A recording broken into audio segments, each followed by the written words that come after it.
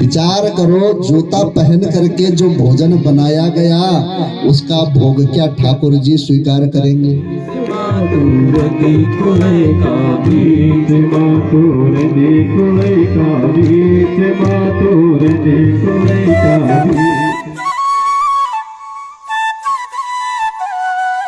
नमस्कार साथियों, स्वागत है आप सभी का एक और वीडियो में उत्तराखंड के इन खूबसूरत पहाड़ी रास्तों से। साथियों, अभी हम जा रहे हैं अपने नज़दीकी गांव गड़त में। वहां श्रीमद् भागवत कथा का आयोजन है। तो जब गांव में रहता है साथियों, तो थोड़ा बहुत अपनी नाते रिश्तेदारी भाई बांधव वगैरह जाना पड़ता है। तो जा रहे हैं, भतीजे लोग हैं, ब्याह जी हैं आगे। तो चलते हैं, आज की वीडियो शुरू करते हैं।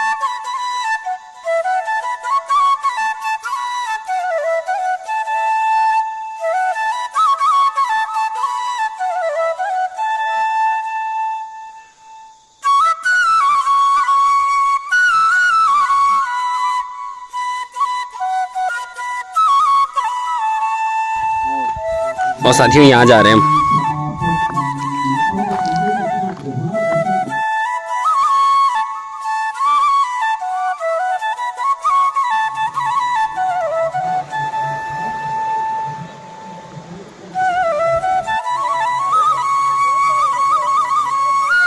ये था हमारा पारंपरिक घराट। यहाँ पहले बहुत गेहूँ पीसे हम। यहाँ से पानी की वो टरबाइन लगी रहती थी और ऊपर आटा पीसा जाता था, गेहूँ पीसे जाते थे। लेकिन अब चक्कियाँ आ गई है गांव में, अब कहाँ इन चीज़ों का काम का होता है। साथियों, ये देखिए, ऐसे होते थे पहले की घराट। अब सुनसान पड़ रखी है साथियों। इसमें पहले गेहूँ रखे जाते थे, यहाँ से गेहूँ आते थे। फिर ये जो चक्की है ये घूमती है, नीचे टरबाइन होती है ना, लकड़ी की बन रखी, ऊपर से पानी का जेट आता था उसमें, फिर वो घूमती थी। और इस आटे का जो स्वाद है साथियों, वो 5 स्टार होटलों के आटे में भी स्वाद नहीं होता है। ऐसी थी पारंपरिक चीज़ें पहाड़ की। लेकिन अब सुख सुविधाएं आ गई है गांव में, अब ये चीज़ें धीरे धीरे विलुप्त ही हो रही है। अब देखो, यहाँ जाले लगे हैं मकड़ी के। चलते हैं ऊपर गांव में। कथा गांव के बगल में धारा है, यहाँ पे इनका शिवलिंग है और यहाँ पे भी भैंस वगैरह पीते हैं। ये गड़त का गांव है। पहले गांव में, आप लोग गांव में रह रहे हैं और सभी लोग गांव से जुड़े हुए हैं। रहने के लिए आप शहरों में रहो चाहे कहीं रहो, पर जुड़े हुए आप गांव से हैं।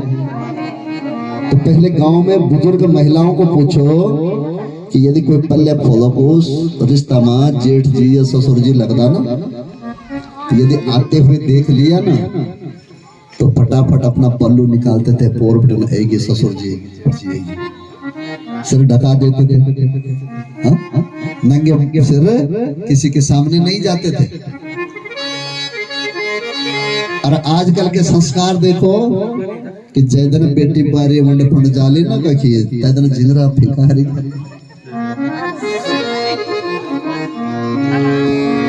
कना बढ़िया संस्कार छ। जानकी मैया बैठ करके अपनी मांग भर रही थी। हनुमान जी ने पूछा, मैया क्या कर रही हो, ये सिंदूर माथे में क्यों डाल रही हो? तो जानकी मैया ने कहा हनुमान जी को कि मैं इसलिए डाल रही हूँ ताकि हमारे जो प्रभु श्री राम हैं उनकी लंबी उम्र हो और हमारा स्नेह बना हुआ रहे। हनुमान जी का ये सुनना था। हनुमान जी ने वो सिंदूर का कटोरा उठाया, अपने पूरे शरीर पर लगा दिया। तो जब सिंदूर लगाने से भगवान से प्रेम होता है तो मैं पूरे शरीर को सिंदूर से मल दे। आज तक भी लगाते हैं हनुमान जी के नाम पर, अलग ही सिंदूर है, हनुमानी सिंदूर। और आपके संस्कार देखो तो विवाह के दिन आपके बीच में ब्राह्मण देवता ने मंत्रोच्चारण करने के बाद में मांग भरवाई थी ना। और जितनी आप सीधी लंबी मांग भरते हैं, आपके पति की उम्र उतनी ज्यादा लंबी होती है।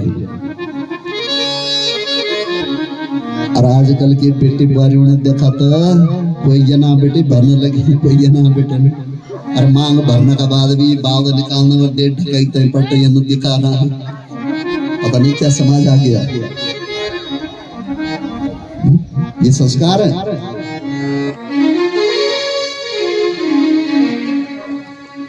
आप घर में बैठ करके जो भोजन बना रहे हैं, बिना जूता बिना चप्पल के आप किचन में भोजन नहीं बनाते हैं। विचार करो, जूता पहन करके जो भोजन बनाया गया उसका भोग क्या ठाकुर जी स्वीकार करेंगे? लगेगा वो भगवान को। हमने जूता पहन के बनाया, जूता पहन के भोजन। सब लोग साधन संपन्न हो गए हैं, बैठ करके कोई भोजन करने को तैयार नहीं है। कुर्सी के ऊपर डाइनिंग टेबल, तो खड़े खड़े भोजन कर रहे हैं। और जब शादी विवाह में खड़े खड़े आपको भोजन मिलता है, आप बड़े प्रसन्न होते हैं। उसने बहुत अच्छी व्यवस्था कर रखी थी। स्वधर्मानि परित्यज्य परधर्म भयापहम, जो अपने धर्म को छोड़ देता है और दूसरे के धर्म को पकड़ता है, उसे भयावह कष्ट मिलता है। खड़े खड़े खाना किसका धर्म है? पशु का धर्म है। आपको धर्म भैंसो बनो गौड़ो बनो तय कभी घासों फूलो डाले ना, यदि उपड़ियों बोलो तो खड़ो उठा, खड़े उठ के खाएगा। और मनुष्य का क्या धर्म है कि बैठ करके भोजन करे। तो हमने पशु धर्म को पकड़ दिया है, खड़े खड़े खाना खा रहे हैं। तो जब खड़े खड़े भोजन खाओगे तो बुद्धि भी कैसे होगी? जब पशु की तरह खा रहे हो तो पशुवत होंगे ना, पशुवत हो गए। इंसान है पर इंसान के अंदर की इंसानियत खत्म हो गई है।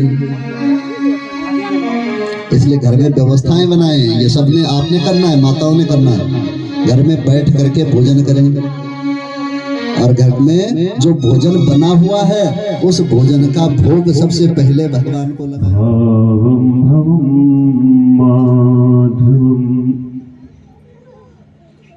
अखिल कोटि ब्रह्मांड नायक व्यासपीठ पर विराजमान गगन चक्र चूड़ामणि बड़ी भ्राता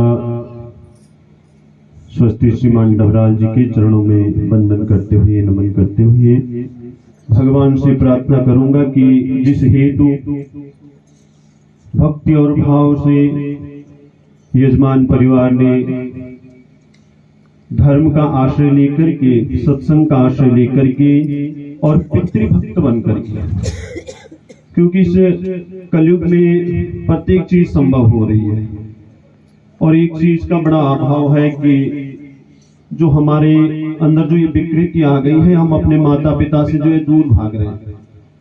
जब तक वो जीवित भी हैं तब तक उनकी सेवा में तत्पर नहीं रह रहे हैं, और उनके इस पंच भौतिक शरीर को छोड़ने के बाद भी जो है हमारी उन पर श्रद्धा कम है। इसलिए ऐसे विकृत समय में भी जो पुत्र केवल इस श्रद्धा को लेकर के इतना खर्चा करता है, इस पुराण में इतनी भक्ति रखता है, अपने माता पिता में इतनी भक्ति रखता है, तो इस कलयुग में वही धन्य है। क्योंकि शास्त्रों ने कहा है सर्वदेवमयी माता सर्वतीर्थमयो पिता। माता और पिता की जब आप सेवा कर रहे हैं, जब आप उनके साथ बैठ रहे हैं, जब आप उनका कहना सुन रहे हैं, तब आपको किसी तीर्थ में जाने की आवश्यकता नहीं है, किसी देवता को मनाने की आवश्यकता नहीं है। सबसे पहले हमारे माता पिता हमारे लिए अग्रगणी हैं, सब देवता भी वही हैं, सारा धर्म भी वही है, सारे तीर्थ भी वही है। इसलिए धन्य है यजमान परिवार जिन्होंने पितृभक्त बनकर के जो है इस सुंदर सा आयोजन का श्रीमद् भागवत का प्रवेश अपने घर में करवाया है। ब्रह्मा ध्यान लगांदा तेरा ध्यान शिव जी आंदा, ब्रह्मा ध्यान लगांदा तेरा ध्यान शिव जी आंदा, ब्रह्मा ध्यान लगांदा तेरा ध्यान शिव जी आंदा, ब्रह्मा ध्यान लगांदा तेरा ध्यान शिव जी आंदा।